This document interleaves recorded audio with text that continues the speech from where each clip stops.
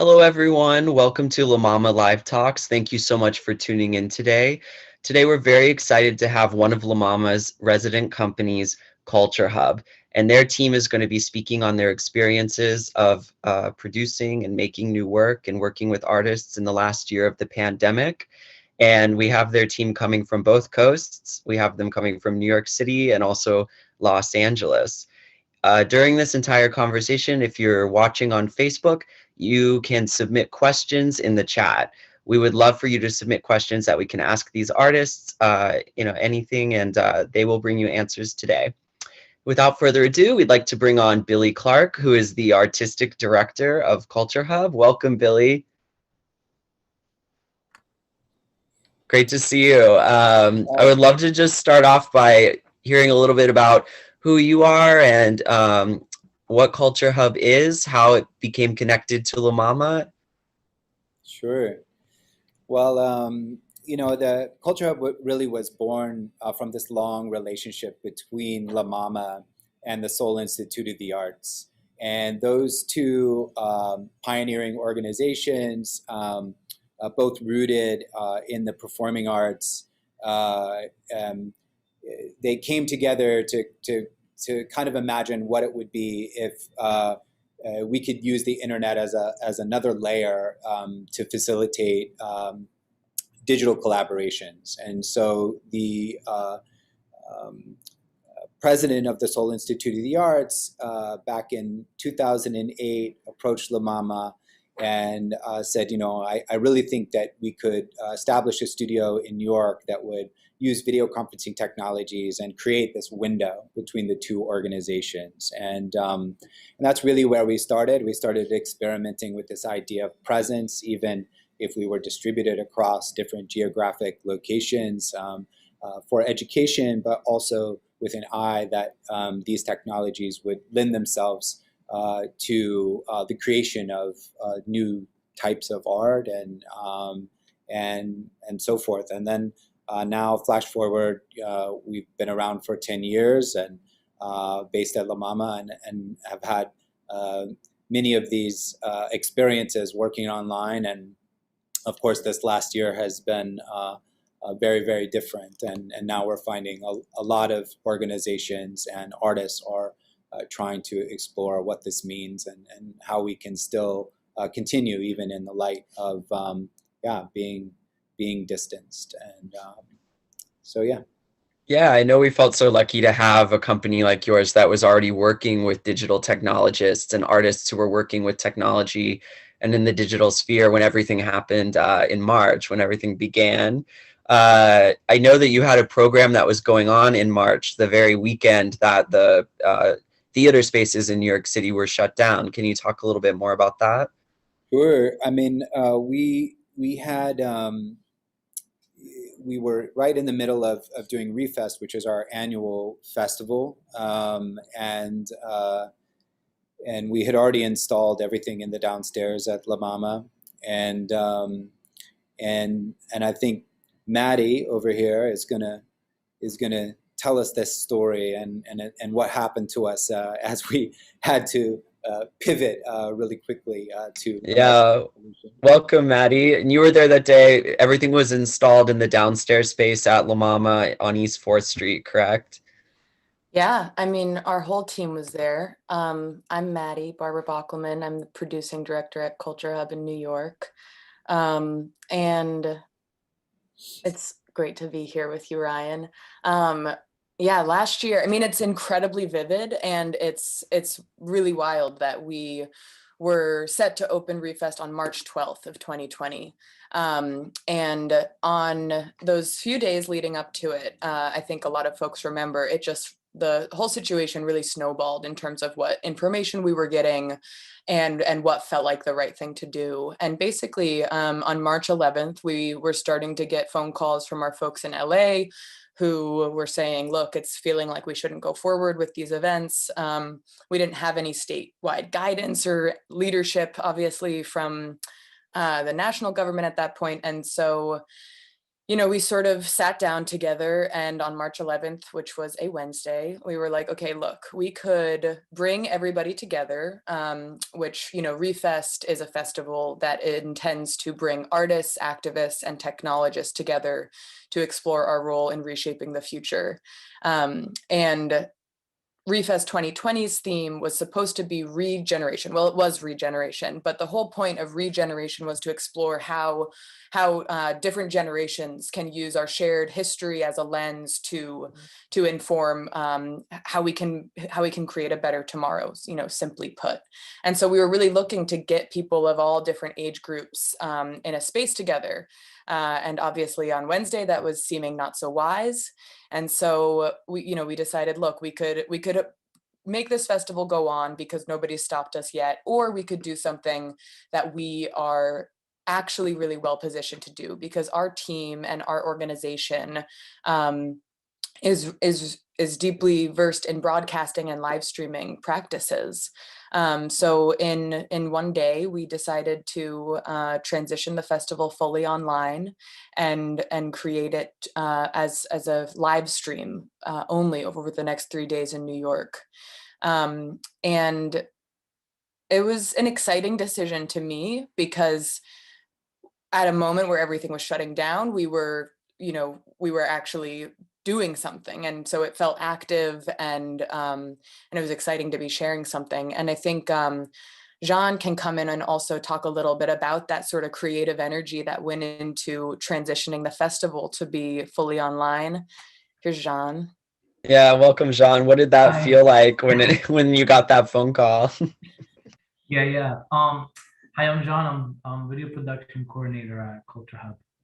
Yeah, like Maddie said, like what happened at ReFest last year, it's still very, very vivid, because I very clearly remember like the moment prior to us deciding that we were no longer going to have an audience and we were just going to go straight to an online audience. And that really was crazy. Like, it was a huge decision to make, because we had spent so much time to prepare this show, which was meant to be for an audience. It was meant to also accept an in-person audience. And so I remember like the feeling of heartbreak. It was difficult and it was scary, because typically when we do a show, we're used to having like an audience. We're used to having people like watching us and feeding off of each other. And usually when we do a production, when we go live, is usually in addition to what we were already doing in person. And so to say that we were no longer gonna have an audience there, we really had to shift in our mentality and how we were gonna approach this event.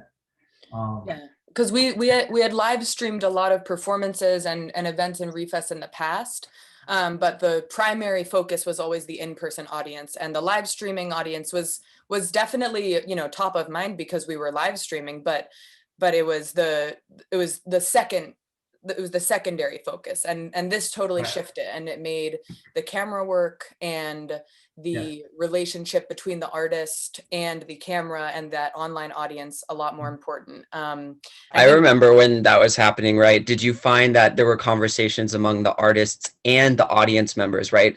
When you're calling to talk about people who have made reservations, and when you're calling the people who have submitted their work for you to present, were there conversations about, oh, well, that's not how I want my work to be presented? Or were there audience members who were saying like, no, I still want to come? Because at that time we knew so little, like you said.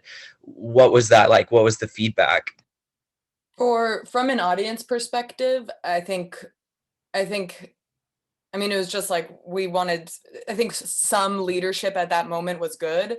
And I mean, I was mainly in touch with the artists who really just were so supportive and were like, look, you're trying something. So like, Godspeed. Because we were diving into this, like we sent out the sort of public email at 11 p.m. the night before ReFest was to open. So And there was an installation element as well, right? Like there was a part where people would walk through and also touch things that were in the space, right?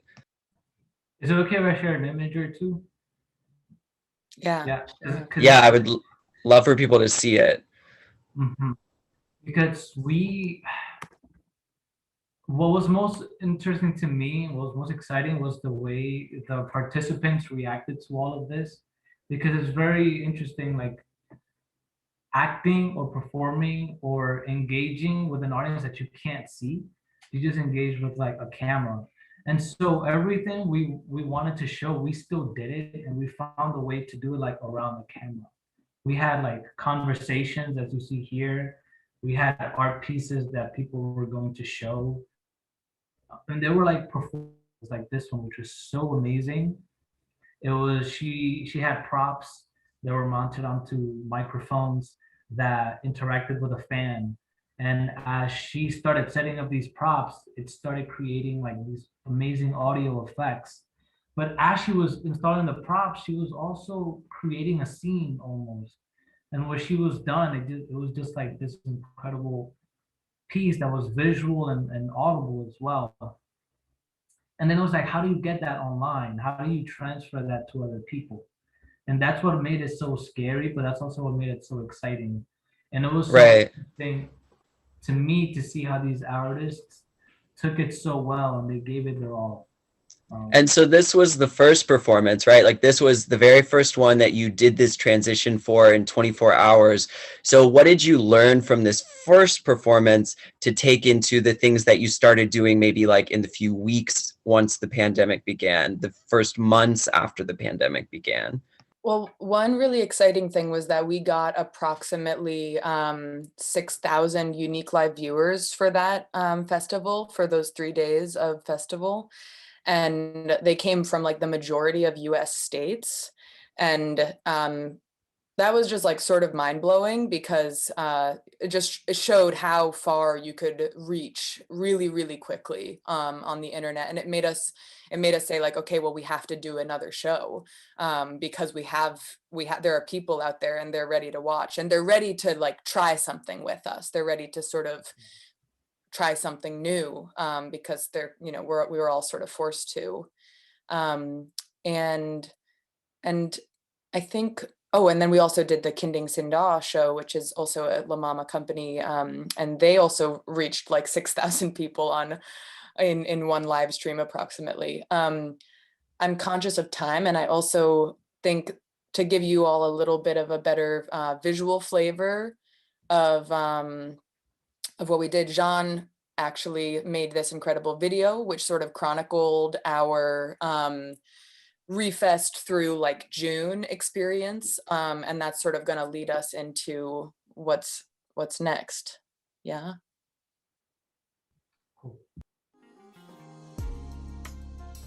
CultureHub is a global art and technology community that was founded in 2009 by La MaMa Experimental Theater Club in New York City and the Seoul Institute of the Arts in Korea.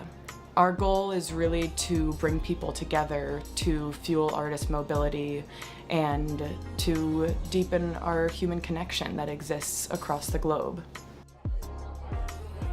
Our team in New York City had been working exceedingly hard preparing Refest, our annual festival that brings artists, activists, and technologists together. So when news started to develop about the coronavirus, we were able to make a shift to transform Refest to be online only by live streaming the entire festival for the 3 days. I think that we're realizing more and more how globally connected we are.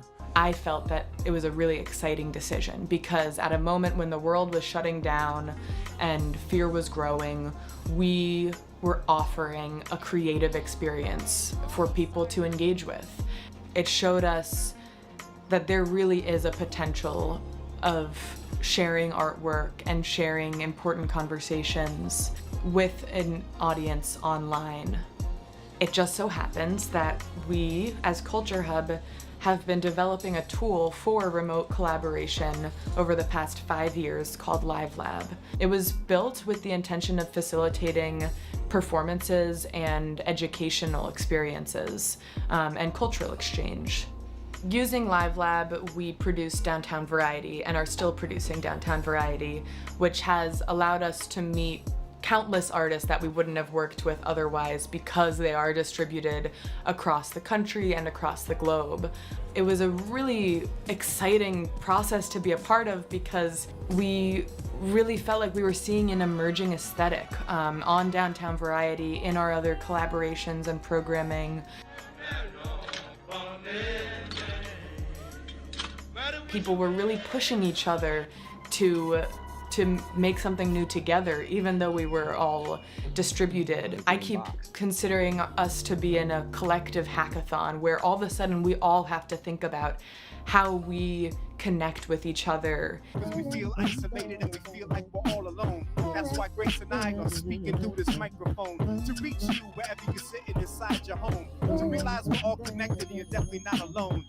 We have started to develop this emerging community of folks who are using LiveLab in their own performances, in musical collaborations, in dance collaborations, in their teaching, in all these different ways that we couldn't have envisioned. Come back. I think LiveLab is now a tool that we're using for artistic creation, for reasons of social activism, and to really be of service to our artistic community. And it said, we are one. Thanks, CultureHub. Hey, thank you, Jim Appreciate it. Findlay. LiveLab became essential to our producing practice that emerged in the pandemic. It really is making our original question of how can we use the internet to be of service to our artistic community that is a global community.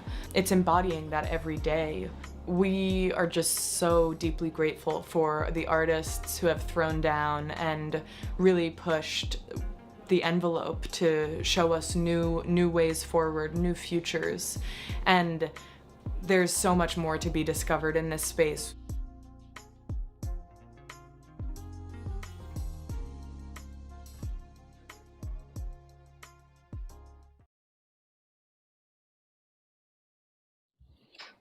And we're back. What a gorgeous introduction to LiveLab and Downtown Variety. Jean, would you like to speak a little bit more on what we just saw real quick? Yeah, I would like to follow up on the question that you had, and like what kind of things did we learn on Refest, like the kind of things we had to learn via like live streaming, and how did that affect like our future? And it was just interesting to me how I would like to share this photo, how prior when we used to live stream, in addition to other shows, this is not a contemporary, it's called The Living Room. Usually the camera is like far off, just capturing what's going on. And that's being live streamed to an audience so they can at least participate somehow. But one of the things we learned, and one of the things we had to do in Refest is that, as you can see here, we had to be a lot more involved, because now since it's just an online audience, as cameramen or the camera, now you have a greater responsibility to the audience. Where now what the audience experiences heavily relies on what we're showing them. So now we have to be a lot more intentional about what we do, how we operate the camera, how we manipulate the camera, and then even what we do post-production to add visual effects. And in time, as you mentioned throughout the weeks, it was awesome to see how everything evolved, how we went from this show to then producing other shows like Downtown Variety, where we took what we got from that and it set the standard for what live streams should be. And we started adding to it. And it was amazing to see how artists have come together to take their camera and live stream and create experiences that are unique and personal in a way that audiences can connect with. And right. It was almost like an evolution, right? From that first Refest onto the first Downtown Variety. And I was interested, Billy, could I ask you about that first Downtown Variety? Everyone was not in the space any longer, like in Refest, right? That was all done sort of online, correct? Yeah. So as Maddie was talking about, like just the fact that we got the level of response, and we had this engagement, you know, over like we reached 12,000 viewers over one weekend between Refest and the Kinding Sindao show. And I think had that not happened, like had we pulled back and not done the Refest stream, I think everything that we did in this year would have been different. I honestly believe. But because we did that and we saw that there was a response and an engagement, I think it pushed us in a way to go, wait a second, maybe in the face of all of this craziness that's happening, you know, and we were still at that point really unclear, you know, it was such a fresh, you know, we didn't understand like the weight of the pandemic fully at that point. Right, how long it would go on, Yeah. how many people we would sort of lose, like the seriousness of all those things. I remember completely. Yeah, and obviously, and we were also feeling the weight that this is rolling across the sea, you know, because Italy had just gotten hit hard, and of course that's a place that's dear to, you know, La Mama's heart, and that you know, we have a lot of close friends there. So we were hearing that there's something serious is coming, but the point that I want to make is that in that week, right, the week after Refest and that engagement, we got together, we were with Mia, and we started having these conversations, and we were like, what do we do in this moment? What does that even mean? I mean, I get emotional about it when I think about it, because, you know, La Mama as being a place where there's always like 8 things happening like every single day, and there's just so much activity. And Put-ins, people wander in sometimes, and they, you know, it turns into a performance, those kinds of things. Yeah, that culture was very much disrupted for sure. And so I think that what our initial impulse was to see if we could leverage what we had at our disposal. And one of the things that we had, which was unique, was this tool, LiveLab, which is obviously talked about in that video. And could we use that to produce a multi-location stream? And so when we did the first Downtown Variety Show, which I believe was on March 20th, if I'm not mistaken, every single person, that means every artist that was in that show and every technician that was in that show was in a different location. No one was in the same place. Yeah, I'd actually like to bring out Deandra and Songmin right now, in addition to you two. Maddie, you can also come out if we're talking about Downtown Variety and Live Lab, and you can continue discussing a little bit about all of your experiences during this and what Live Lab is. I'd love to hear.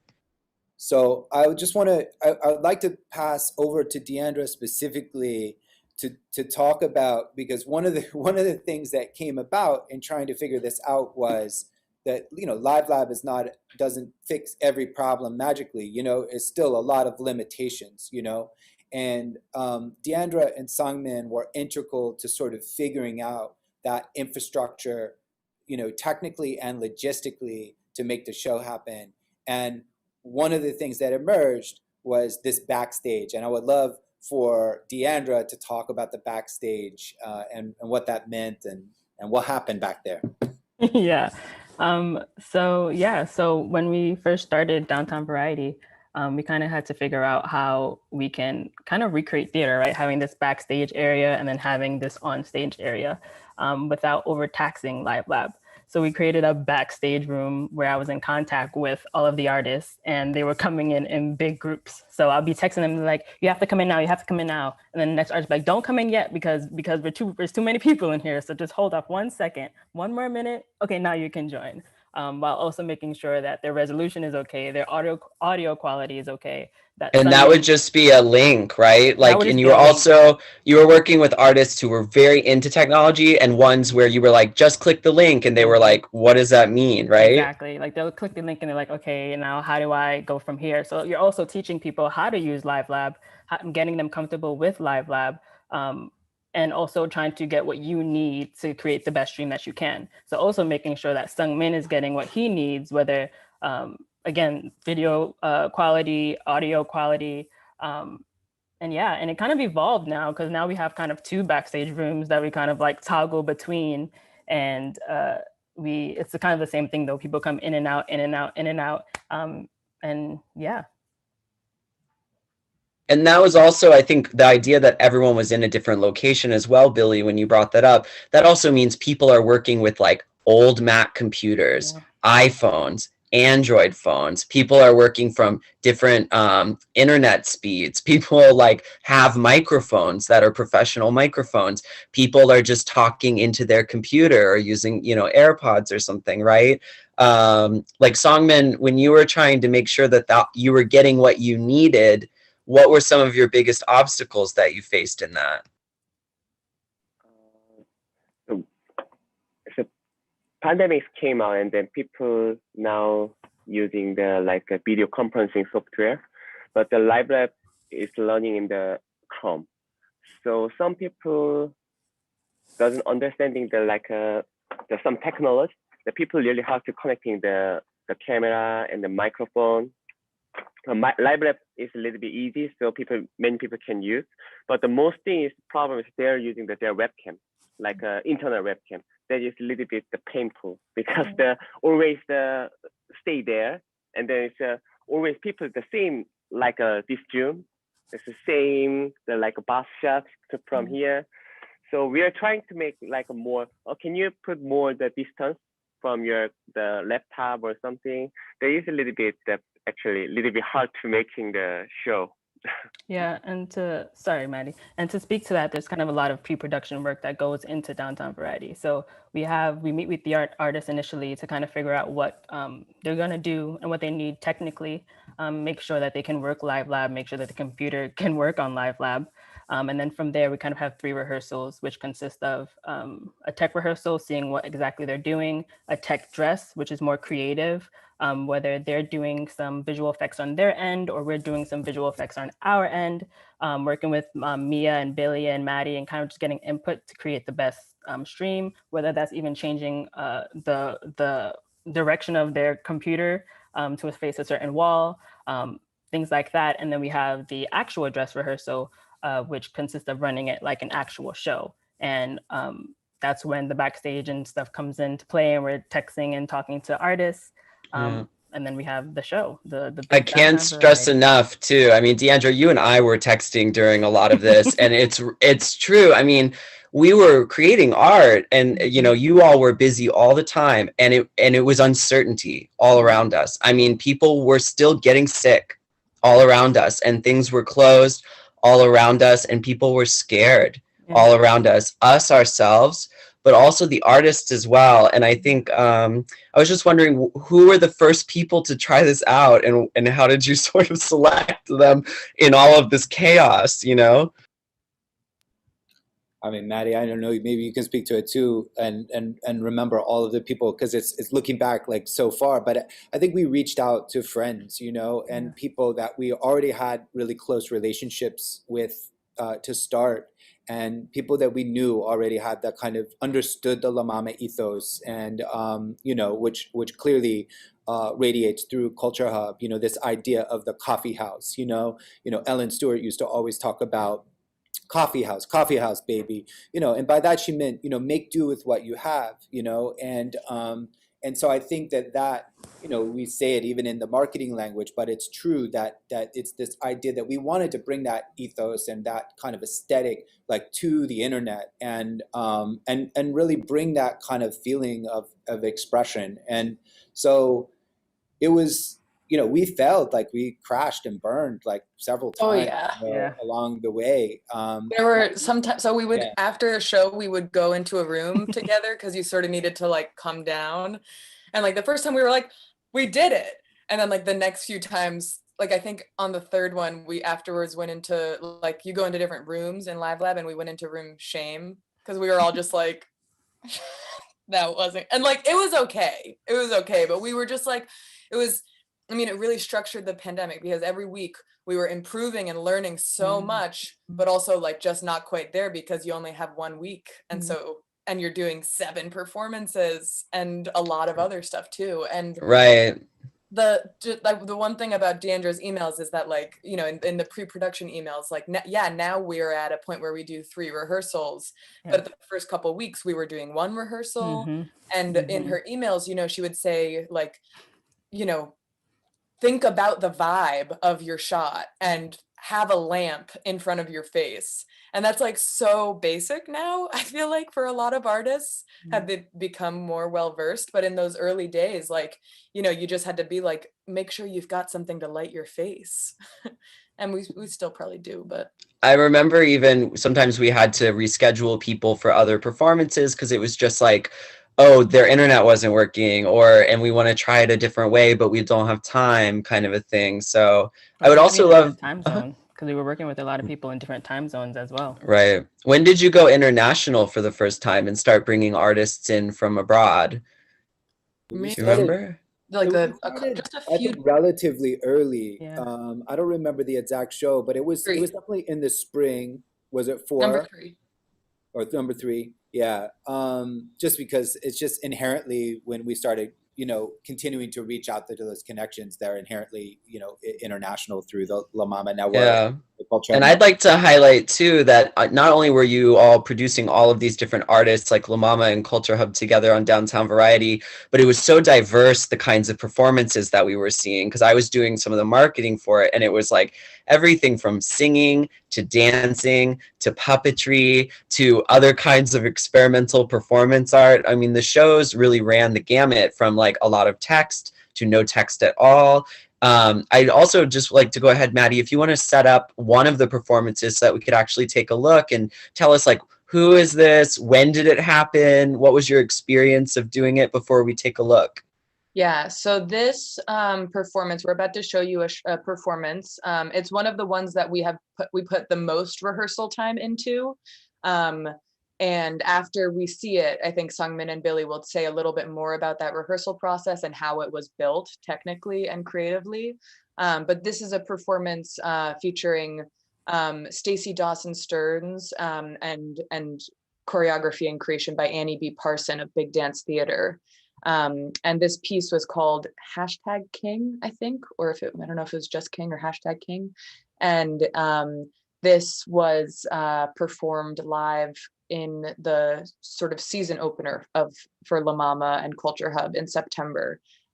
So great, let's take a look.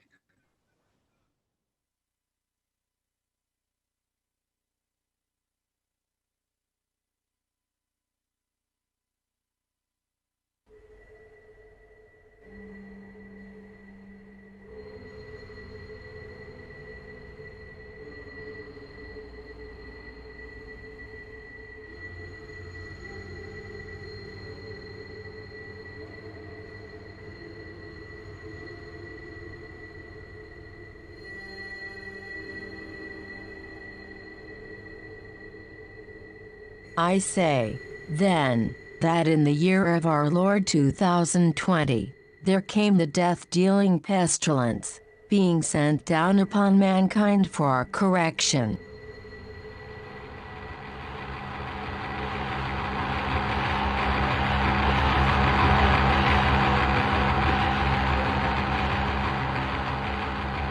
Lo, this pestilence had now unhappily spread from the east end. At the coming in of the spring, it began to show forth its dolorous effects.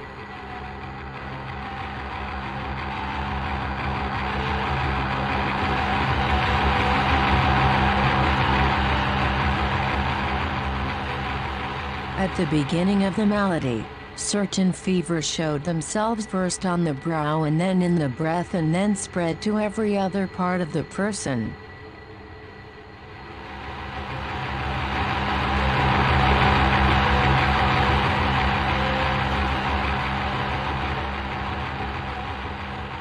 To the cure of these maladies no counsel of physician nor virtue of any medicine availed, and this pestilence by communication with those who are sick thereof, gat hold upon the air, as a fire upon things.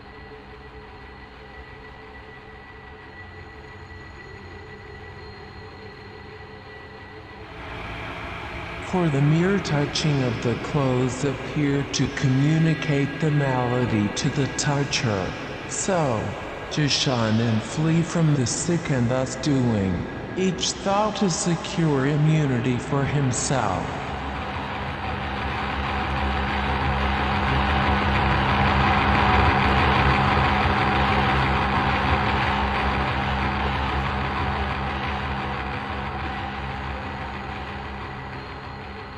there, drinking the finest wines they abode, never choosing to hear any news from without of death or sick folk.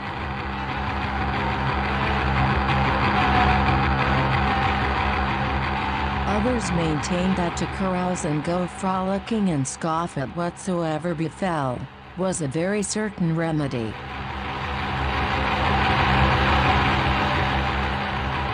Some abandoned their own beloved city, their own houses, their kinsfolk, and fled to the countryside of others.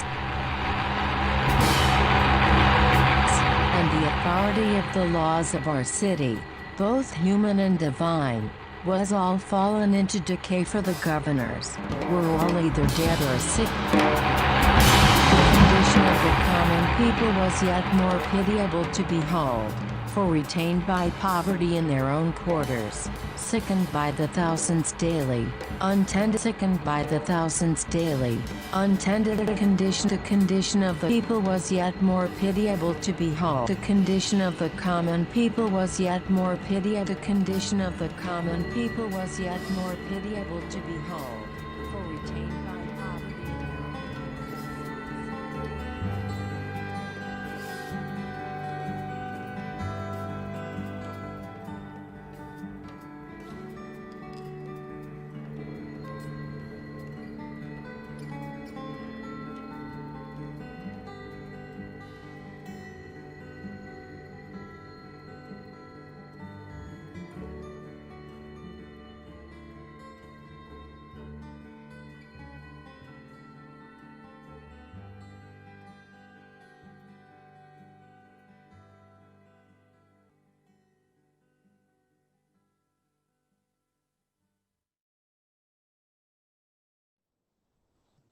That was so beautiful. We're back here with Billy and Songmin. So that was like a very gorgeous performance, but we'd love to hear a little bit from both of you about what is the technology that goes into that to make it look that way, to make it sound that way.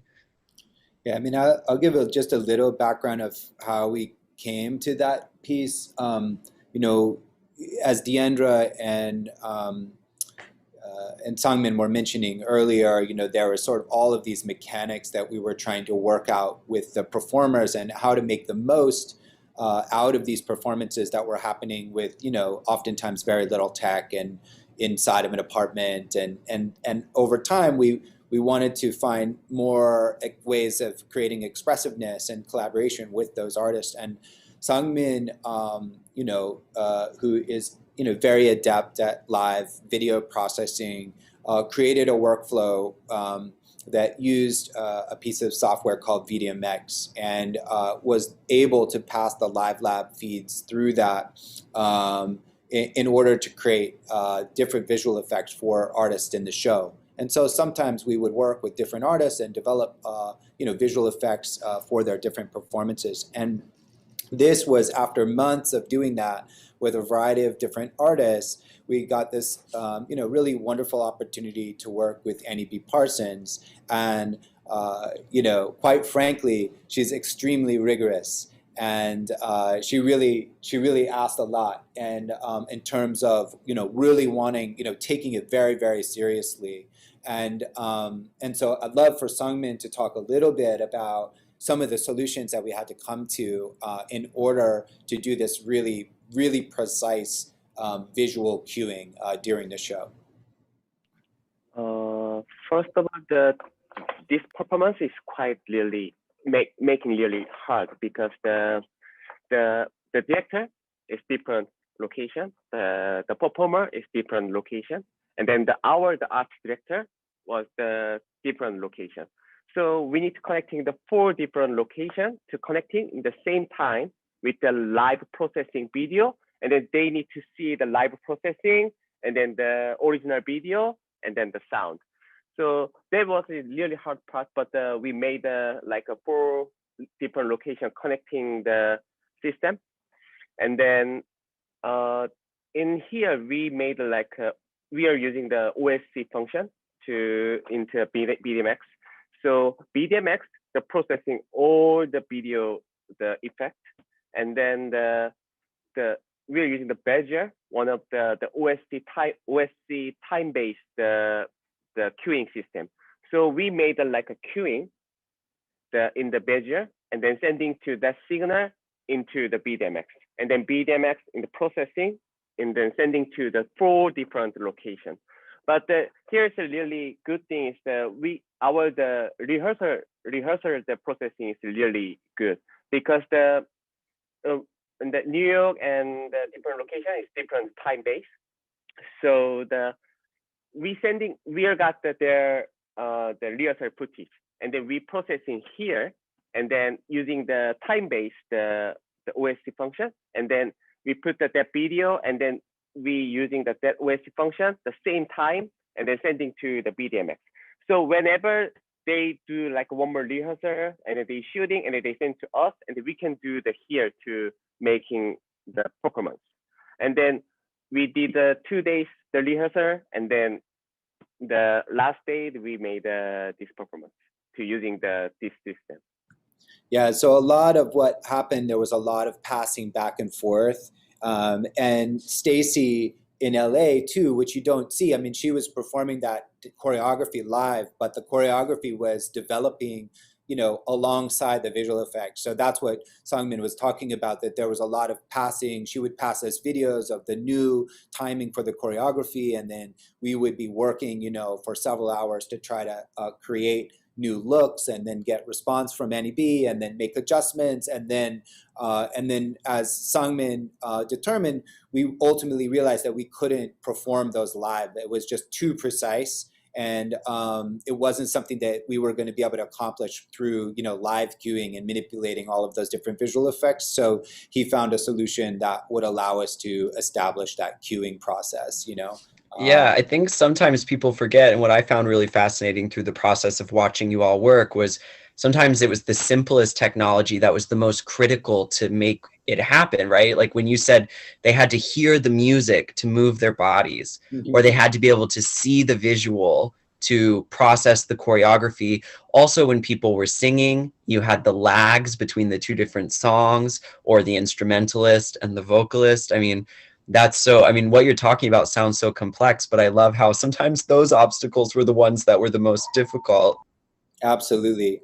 And I think maybe now it'd be great to transition and bring in some of our team members from CultureHub Los Angeles. And in particular, it'd be great for them to talk about what happened to them in ReFest, and how last year, and how that sort of propelled us to rethink how we're doing ReFest, which is happening now this year. And I'd love to hear from them. So maybe we can bring in Iris and Scarlett.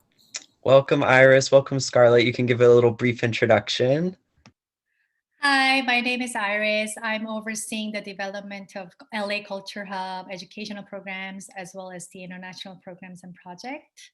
So I'll briefly talk about what happened last year and how we transitioned, and then I'll pass on to Scarlett. So basically last year's ReFest, it was planned slightly different to the New York ReFest originally. We plan to have it, in the multi-locational setup, because, LA is a very spread out city. So for the better, accessibility, we wanted to have it in the different locations in our partner organization venues, South LA, Central LA, Little Tokyo, plus our own downtown LA studio. So in a way, it was already decentralized, but we were still in the physical spaces, and that was our plan. But the day before our ReFest setup, March 11th, the LA city government, they announced the order that events of more than 50 people must postpone or cancel the event. So, we just sat there and, we talked to, New York folks, and we reached out to our partner organizations, and together we made a decision that, we were postponing the event, and we communicated with each individual artist that we were no longer having a physical event. So, after then, we closely monitored the situation and development of pandemic. And later in March, we, our team decided that we will transition our festival into a virtual event entirely. like in the beginning, it was, there were a lot of uncertainties, it was a hard decision. And, we honestly did not have a clear plan. But during this transition, through many discussions and collaborative process with the team and the artists, we came up with the new ideas and strategies. And, we were learning a lot during that process. And we finally launched the decentralized ReFest in May on our CultureHub website with a virtual gallery, remote workshops, and online conversations. So the artists who are going to show more hands-on interactive works, they kind of reimagined the interactivity for the virtual space. And the artists who are like leading the conversations and workshops, they revised their plans for the virtual setting, thinking a lot about, connectivity and intimacy in the virtual space during this, unusual time. Can you give an example of that, Iris, of one that like somebody really adapted very cleverly? Yeah, I mean, like, I think Scarlett can give you more examples later, but, like we were planning this hackathon thing during the REEF Festival. We actually had a virtual hackathon, which was really great because it actually drew audience from different locations. Like we had someone from Israel, someone from Midwest, which we would never have had, before. So it was really great. And for the performance, with the same performers who were supposed to perform at the ReFest in March, we reproduced it as a virtual performance called Regeneration, connecting them through live lab from different locations. So this whole transitional process itself, we feel that it was a regeneration. And of course, there was like a historically very important moments during this period with the Black Lives Matter protests. We could see the practices and perspectives of the artists also kind of, evolved through this time. So maybe Scarlett can, talk a little bit more about the collaborations and examples. Welcome, Scarlett.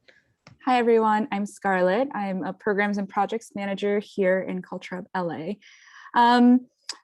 What was most inspiring to us in the transition process is really, the adaptability, and that's, we built that model initially, transitioning into the decentralized space last year in response to the pandemic, but the kind of commitment to adaptability really, I believe, reflects kind of CultureHub's core philosophy and continues to kind of inform our approach and how we work with artists. There were so many different types of artists and range of practices that we worked with. Real quick, 1 second. Songman, could you please mute really quickly? Just a little technical glitch. Sorry, you can go ahead, Scarlett. We for example, worked with Janet Sternberg, who is one of CultureHub's early artists, who's primarily a photographer and writer, very intimately kind of very in a process-oriented way to kind of intimately translate her multi-pronged process into something that's very interactive and participatory. So that was a really exciting process because we kind of were able to be a really kind of close-knit partnership in expanding and kind of bringing to life the kind of aspects of our practice that might have not been addressed if we continued the project in a physical context. And there were also a lot of really interesting, I would say the highlights were kind of participatory projects and kind of projects that had interactive components or gamified components. Like Iris mentioned, there was a hackathon that was kind of investigating ecological justice and climate change. And Isabel Beavers, who was one of our resident artists, kind of helmed that project in partnership with us to really create a virtual space for collaboration, interdisciplinary collaboration to create innovative solutions and pathways to tackle these larger global issues. So a lot of experiments, a lot of questions about are we trying to translate kind of either content or a form or a certain workflow from the physical world to the virtual world, or are we trying to create something entirely new? And the we were kind of using that idea of a hackathon, this collective hackathon, which Maddie also mentioned, as a metaphor for kind of our process as CultureHub as a whole. Kind of this can be actually an empowering moment where we can kind of become sorcerers to our own kind of theater magic, kind of engage in this collective hackathon to develop new vocabularies, kind of like author new narratives and new languages.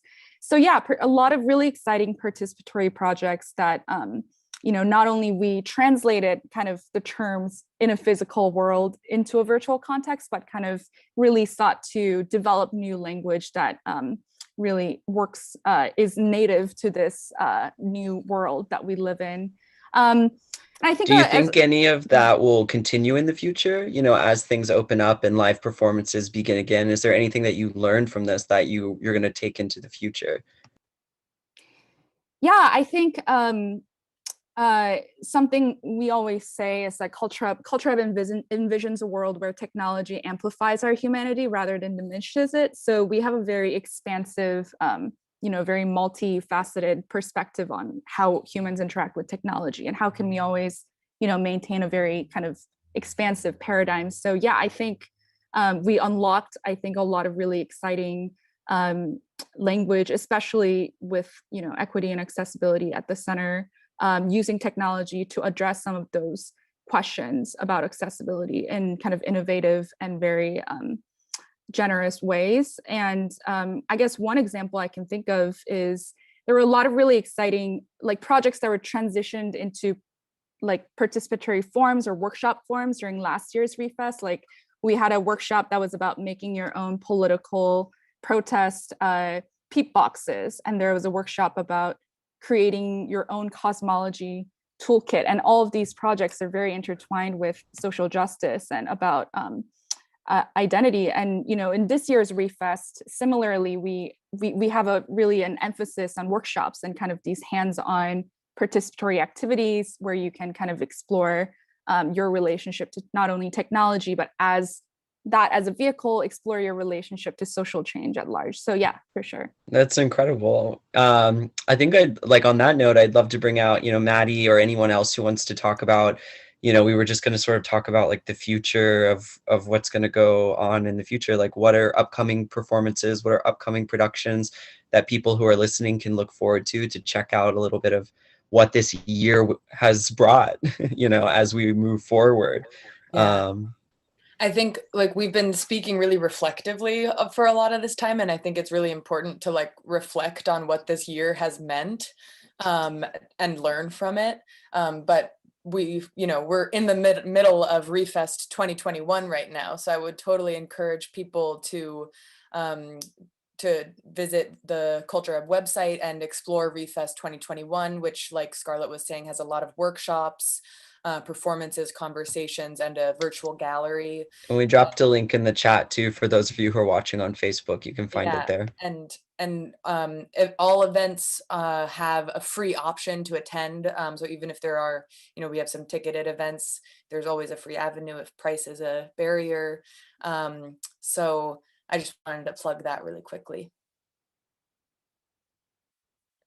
And we only have a couple minutes left, but maybe everybody wants to just come on screen and we can just sort of think. The next project that we have going on is Downtown Variety Seoul Arts Korea edition, which is the next sort of step for Downtown Variety. We've been going international the past few takes, really partnering with an international curator. And that requires a whole different set of rehearsal practices and collaboration and developmental practices. And I think we also just wanted to mention really briefly 2 projects that we worked on that were also international collaborations this year. Somebody want to talk about it? I'm going to screen share. Yeah, I think just to kind of end on the future of where all of this stuff is headed. And I think it's funny, you can see that my camera perspective has changed, and that's because the internet just crashed in the studio. And so now I'm on cellular data. So it's, it's always the Wild West out in internet land. But I think the next push, we have a program called Experiments in Digital Storytelling, and we're really interested in, how what are the new forms, or what are these new hybrid possibilities for interacting with audiences online, and so looking at that interactive component. And this was a telematic concert between MaMa and the Seoul Institute of the Arts.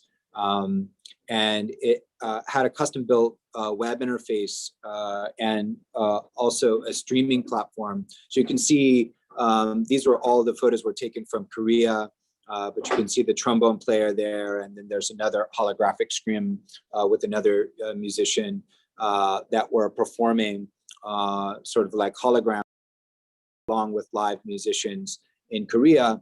And we used LiveLab to facilitate all of the audio and video transmission. But this is a great, you can see that's actually Sangmin's face up there on the screen. He was one of the audience members.